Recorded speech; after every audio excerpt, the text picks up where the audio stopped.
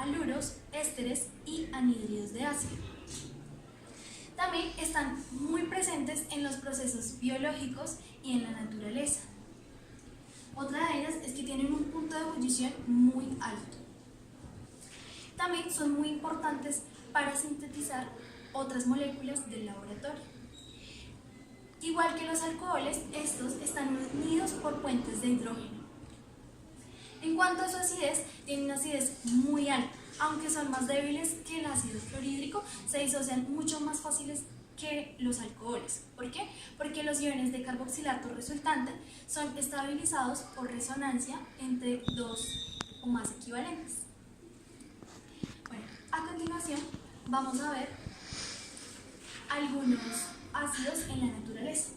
En este caso tenemos la estructura del ácido cólico. El ácido cólico está presente en la bilis humana, que la bilis humana es un líquido que nos ayuda a segregar los ácidos del estómago. Tenemos la estructura del ácido palmítico, que es un precursor de grasas y también está presente en varios aceites vegetales. Y por último tenemos la estructura del ácido acético, que es un componente muy importante para la preparación de vinagre, pero eso lo veremos más adelante en los usos industriales. Bueno, uno de los ácidos más importantes y más utilizados es el ácido ascorbótico, como puede ser mejor llamado vitamina C. Aquí tenemos su estructura. Este fue descubierto en el año 1928 por el médico húngaro Albert Esset y ha sido muy utilizado a lo largo de los años. A continuación vamos a ver las generalidades de los derivados de ácido, los aluros, los anhídridos y los ésteres. Bueno, estos son todos los derivados de los ácidos carboxílicos, pero los más comunes son los aluros de ácido, los anhídridos de ácido y los ésteres.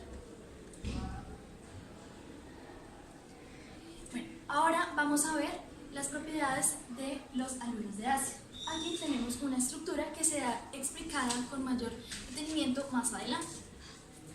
Una de sus propiedades es que es muy reactivo.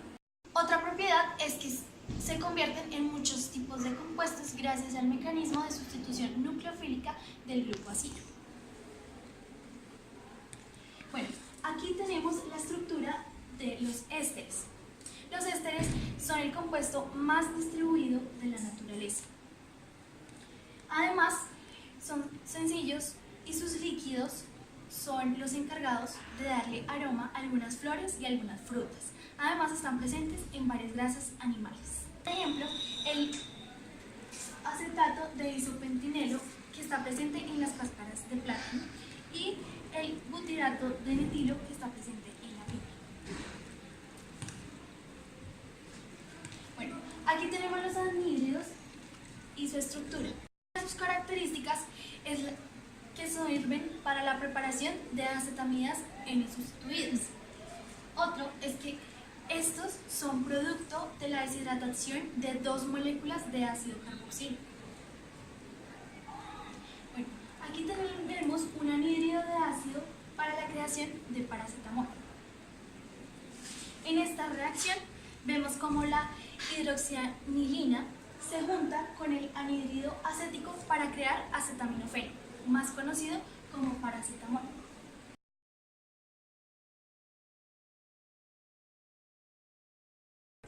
En este momento vamos a hablar de la nomenclatura de los ácidos carboxílicos. Los ácidos carboxílicos están compuestos de un grupo C o OH, que lo podemos evidenciar al final de cada de estas fórmulas, que significan CO, un grupo carbonilo, y OH, un grupo hidroxilo. Principalmente, según la IUPAC, estos se nombran a partir de la cadena más larga de alcanos, con la derivación de que la O de alcano se sustituye por ico en algunos casos o ico dependiendo sea el punto. Aquí encontramos la diferenciación de las nomenclaturas de aluros de ácido, anhídridos de ácido y éstero o los halógenos que este contenga, y después el alcano, donde se sustituye la terminación ico o oico por la terminación hilo o hilo, como en este caso tenemos el cloruro de acetilo, o aquí el bromuro de benzoilo. Los anhídridos de ácido principalmente se caracterizan porque están unidos por un OH, por un oxígeno y no un OH. De la misma forma, la única variación que tienen es que ya no se llaman ácido acético, sino anhídrido acético o anhídrido benzoico. Y los ésteres, estos últimos, se nombra primero la cadena carbonatada, que sería acético, pero se cambia el ico por la terminación ato, entonces sería acetato, y de últimas se nombra en enlace que está unido al oxígeno, que sería acetato de etilo.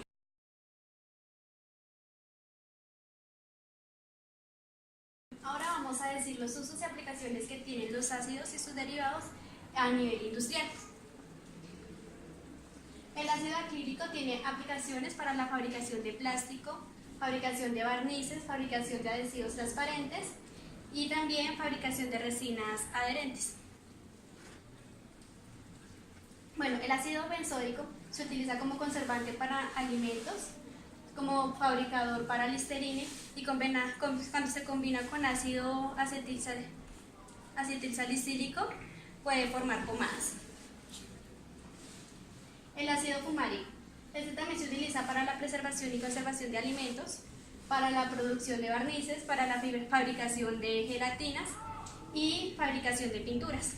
El ácido linoleico, como este se utiliza en la glicerina, es extraído de semillas vegetales como el algodón, la linaza, y también se utiliza para la fabricación de aceites.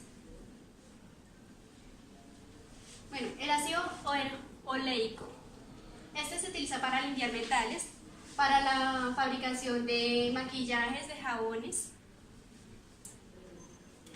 El ácido salicílico se utiliza como pasta de dientes, preparación de analgésicos, como el ácido acetilsalicílico. El ácido caprílico o ácido undesilénico se utiliza para la preparación de fungicidas. Y ahora vamos a ver el ácido estárico, que este se utiliza para la fabricación de velas de paracetamol.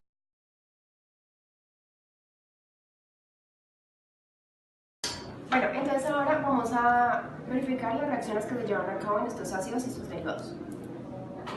El primero que podemos observar son los ácidos carboxílicos. Entre unas de sus reacciones está la síntesis de los amida. Entonces, aquí podemos encontrar primeramente la reacción general que se lleva a cabo. Acá ya están los procesos. Entonces, primeramente podemos ver que acá se lleva a cabo por calefacción, ya que las aminas al agregarles calor son más propensas a su nucleofilación. Entonces, para esto primero empezamos trabajando con un amoníaco, como podemos observar acá. Listo.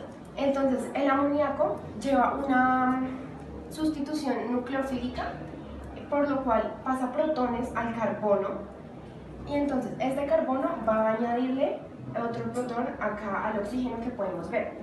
Vale resaltar que los ácidos carboxílicos, como sabemos, están compuestos por un grupo funcional carboxilo. También coinciden con un grupo OH y carboxilo. Que el grupo carboxilo es el que podemos observar acá. Listo.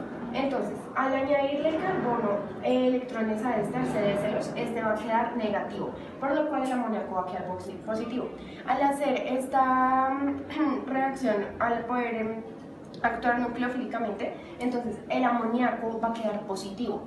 Y por ello, entonces, bueno, acá ya vemos que van a haber otras seguidas de electrones. Bueno, acá vemos la reacción de equivalencia ácido-base. Aquí ya está en equilibrio. Va a reemplazar el grupo OH.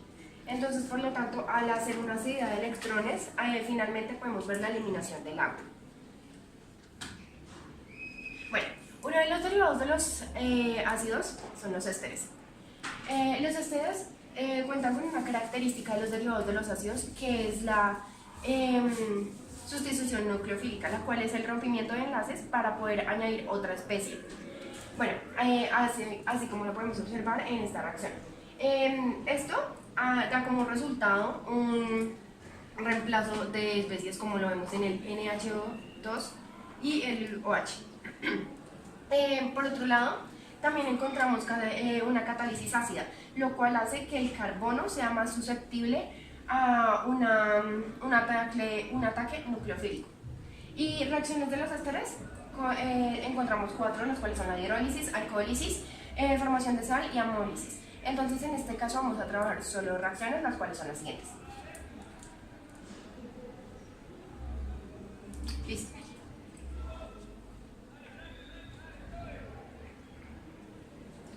Bueno, entonces encontramos hidrólisis, la cual es característica por la adición de agua. Entonces, acá como podemos ver, este protón va a añadirse a este oxígeno, por lo cual va a haber un rompimiento de enlace con el metilo, el cual va a pasar a unirse con un protón y va a formar el grupo que podemos ver acá, que es el metanol. Podemos ver que esto está conformado por un éster, el agua, el ácido metanoico o el ácido que vaya a dar como resultado metanol o bueno, el grupo radical que hayamos usado según esto. Siguiente. Bueno, ahora la siguiente es la formación de sal. A veces los ésteres pueden actuar como bases para la formación de las sales, como podemos ver acá. Entonces, esta es una ecuación más general en la cual podemos ver los radicales, cualquiera que se vaya a añadir en este caso. En esta situación, como podemos ver en el ejemplo, del heptanoato se usó un metil. Entonces, acá sucede lo mismo o algo parecido a la hidrólisis, que es el rompimiento de enlaces. Entonces, el metilo pasa al otro lado a trabajar con el hidróxido, por lo cual la base en este caso, bueno, el sodio, se va a unir al oxígeno. Entonces, en el ejemplo vemos cómo se forma el heptanoato de sodio y el metanol. Bueno, por consiguiente,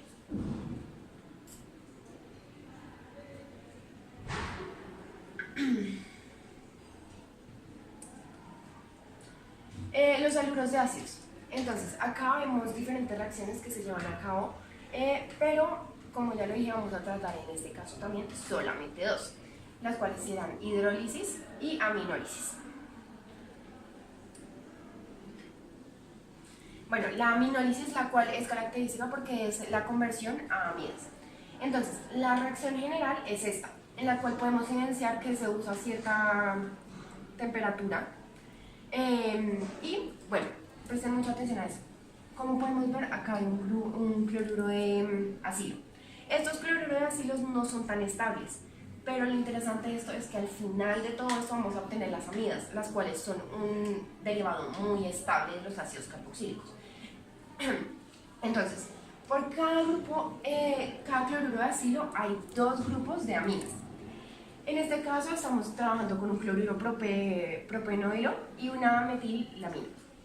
Entonces, al añadir cierta temperatura, este nitrógeno de la amina, de una de las aminas, se va a unir a este grupo de carbono.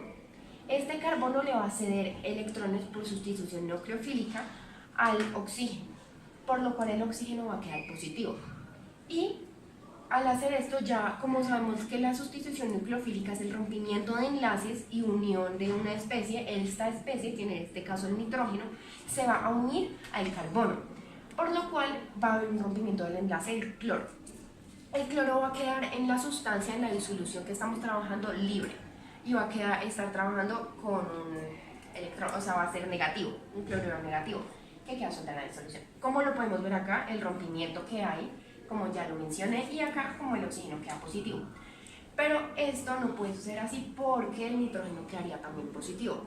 Para que esto ya no suceda, entonces, como les mencioné que habían 2 grupos aminas por cada grupo de cloruro de acilo, entonces el otro grupo amino, el nitrógeno de ese otro grupo, le va a ceder electrón a este grupo de nitrógeno para que ya no quede positivo.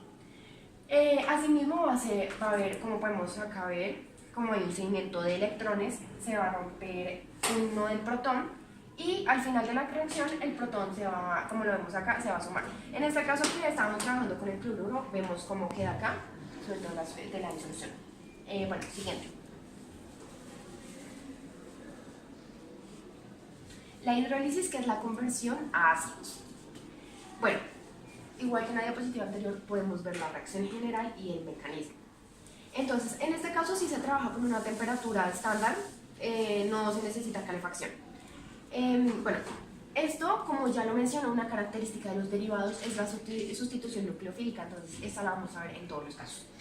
Acá, este oxígeno que estamos usando del agua, porque pues es hidrólisis, entonces estamos trabajando con agua. Este va a hacer electrones al carbono, el carbono le va a hacer al oxígeno, entonces ya sabemos que queda con una carga positiva y esto no puede ser.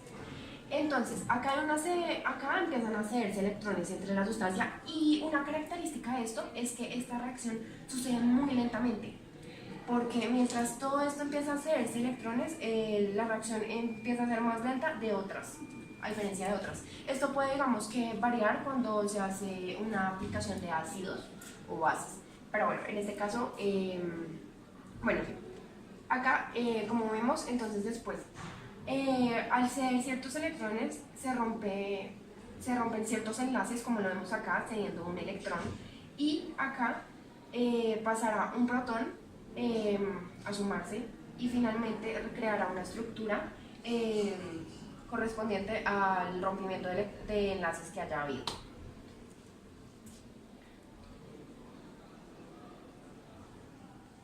Listo, los anhídridos de ácido.